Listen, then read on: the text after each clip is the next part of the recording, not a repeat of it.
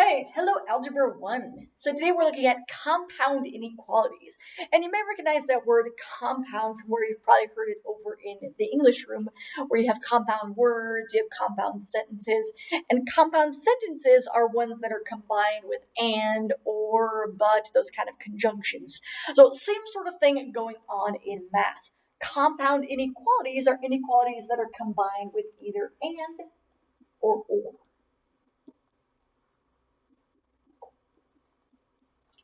And the first thing that we're looking at is we're going to look at graphing them.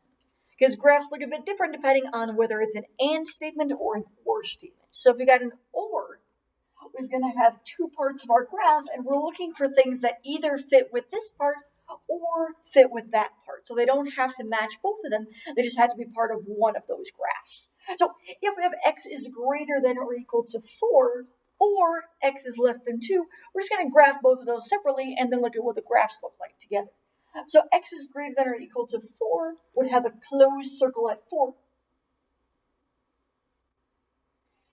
And then the things that are greater than 4 are going off in this direction. So 5, 6, 7, 8, those kinds of things are greater than 4.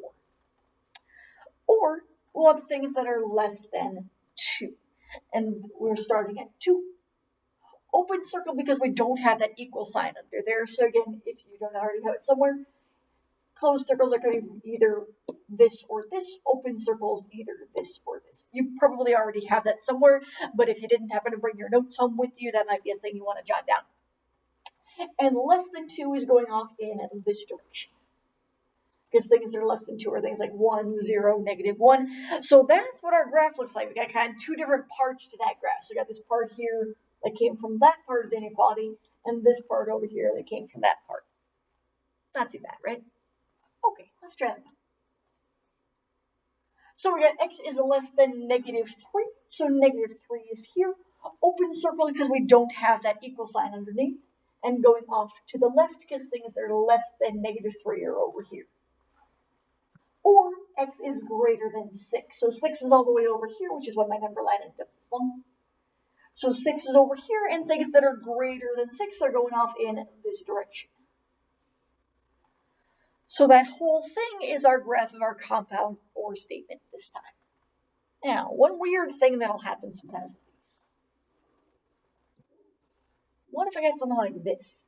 So I've got x is less than 3. Looking okay so far. So here's 3. Things that are less than 3 are over this way. Or x is greater than 1. Well, 1's already here. And things that are greater than 1 are over here. So between this part of our graph and this part of our graph, we've got everything. So we're going to call that all real numbers. So if you end up covering everything that's on your graph because your arrows overlap, as long as you have an or statement, that's all real numbers. So we got an overlap there between this and this. We've got every number that could possibly be on our graph. So just be on the lookout for those. All right, now we're going to go backwards. So let's say we got this and we wanted to write an inequality for that. So we're just looking at the two separate parts of our graph. So we're looking at this and we're looking at this. So if we were just looking at this part, we'd have x, we'd have a 2. And if we want things that are less than or equal to 2, because we have that filled in there, we want things that are less than or equal to 2. And since we got two separate parts of our graph, I'm going to put an or in between those. Or. And then we're starting at 4.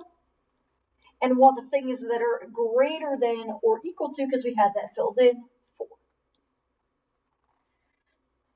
Now, watch out for or here doesn't mean like this part of the answer would be okay. So we still want that whole thing. So that whole thing is our answer, even though there's an or there. So it's not this or this, it's that whole answer is your answer. So we don't, as long as you have both of those parts, you get, so you don't just want this part or this part. So or here doesn't mean you'll want one of those. All right. Let's say we got this. Let's say we had an and instead. So if we have an and instead, then we're looking for things that make both of those statements true. So both of those things have to be true in order for that to be part of our graph. So we're looking for things that are greater than 2 and less than or equal to 5. So we're going to start off doing the same thing. So we're starting off at 2 here. And things that are greater than 2 are going off to the right. So I'm just going to draw a little bit of an arrow there. And we want things that are less than or equal to 5. So I'm going to fill in that circle. And things that are less than or equal to 5 are going off to the left. So we're looking for things that fill both those spaces. So things that are to the right of this and to the left of that, which is just going to be that space in between there. So I'm just going to get rid of those arrows. Because arrows mean it goes on forever. We don't want it to go on forever. We just want the things that are inside that space. So things that are greater than 2 and less than or equal to 5. So that space there is our answer. So this group of stuff in the middle there, kind of like a sandwich. Okay, same sort of thing here. So we want to be less than 6 and greater than -4. So things that are less than 6 are starting off here, going this way. Things that are greater than, whoops, yep, no, okay. Things that are greater than -4 are starting here and going this way. So you're going to want that middle part there. And usually if you have an and statement, you're going to want that middle part, which is why you'll sometimes see these written like this.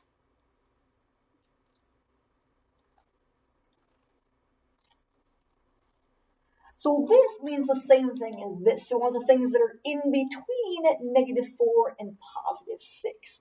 So x is less than 6 and x is greater than -4. So sometimes you'll see this instead of this, and that's fine.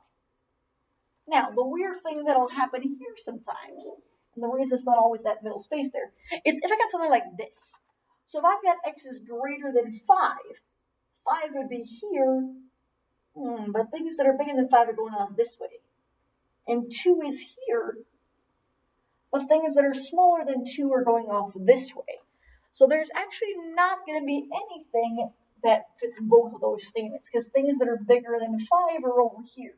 Things that are less than 2 over here are over here. And if you think about what we're actually saying here, we're looking for a number that's bigger than 5, and at the same time it's less than 2. We don't have any numbers like that, which is why we're going to call this no solution. So we don't actually have anything that fits both of those parts of our graph. Okay, now we're going to go backwards. So we got something like this. If we don't have any arrows going on, we're going to be looking for an and statement. So we're going to want things that are greater than something and less than something else. So if we're starting here and going this way, we want x to be greater than -3. Because things that are bigger than -3 are going off this way, and equal sign under there because that's filled in. And we're stopping at 1. So we want x to be less than 1. So we want to be bigger than -3 and less than 1. Or, I mean, you could write that as a sandwich. So we could say x is between this -3 and this +1. If you're doing that, just watch out for this one gets an equal sign.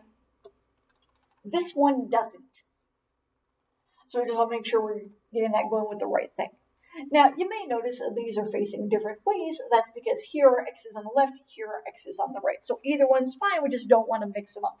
So either this or this would be fine. Okay, now that we get graphing, here, if we want to get rid of subtracting 2 or adding 2, these are gone. 5 plus 2 is 7. 4.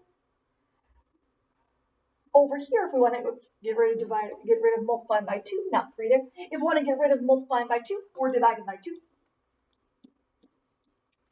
And we got 3.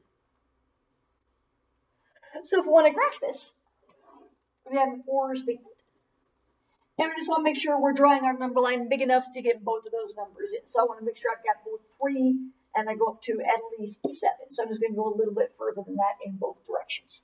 So I want x to be greater than 7.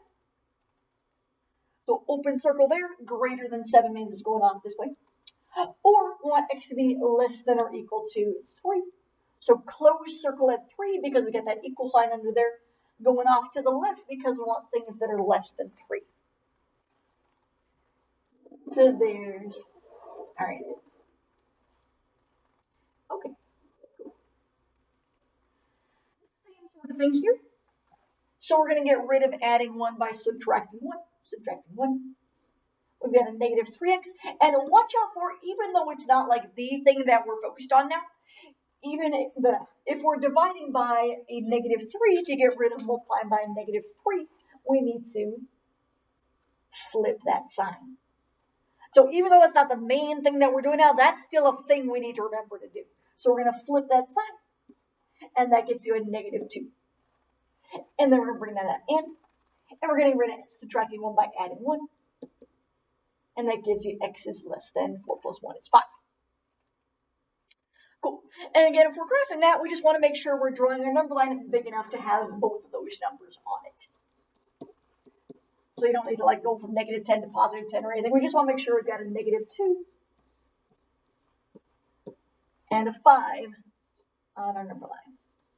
So I'm just going to go a little bit further in both directions. Okay, so then if we want x to be greater than or equal to negative 2, that's starting here and going off in this direction.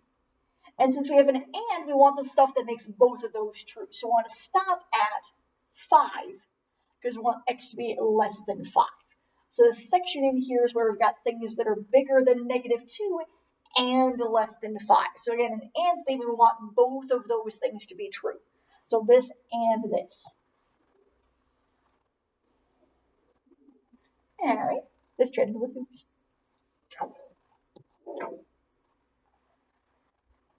Okay, now, if it's written like this instead, this is just another way again of writing an and statement. So this is really this and this.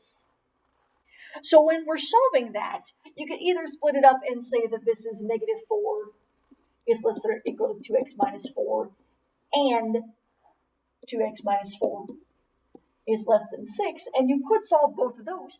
Or the slightly quicker way to do that is we can solve it like this, but when we're adding 4 to get rid of subtracting 4, we want to make sure that we're adding it to all 3 parts of our inequality. So we're adding it here in the middle, and over here, and over here.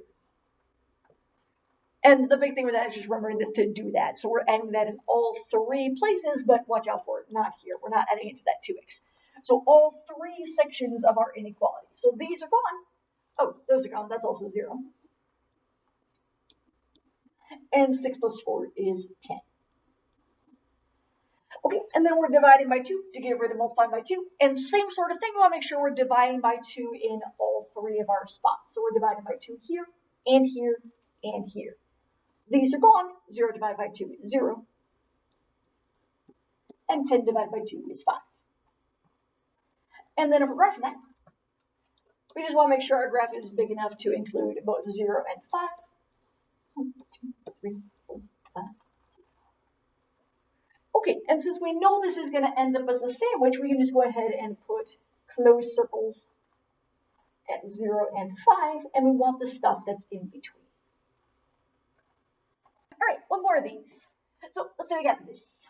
So we want x to negative x plus 7 to be between negative 5 and positive 5. So we're going to get rid of that 7 by subtracting 7. And again, watch out for we're subtracting that here, and over here. So negative 5 minus 7 gets you a negative 12. 5 minus 7 gets you a negative 2. What do we do about that negative x? If there's not a number there, it's automatically, hopefully it said 1. So we're just going to divide by a negative 1 to get rid of multiply by negative 1. Now, you could also multiply by negative 1. That would also cancel that out. And either way, whether we're multiplying by it or dividing by it, since that's a negative that we're multiplying or dividing by it, we need to remember to switch our signs, both of them, plural, both of our signs. So this is going to switch to this, and this is going to switch to this. So we've got negative 12 divided by negative 1 is positive 12. Let's get to next. Negative 2 divided by negative 1 is positive 2. So this looks kind of funky because we're not used to seeing like smaller numbers over here. So if it helps, maybe rewrite that like this. All right, and then if we want to graph that,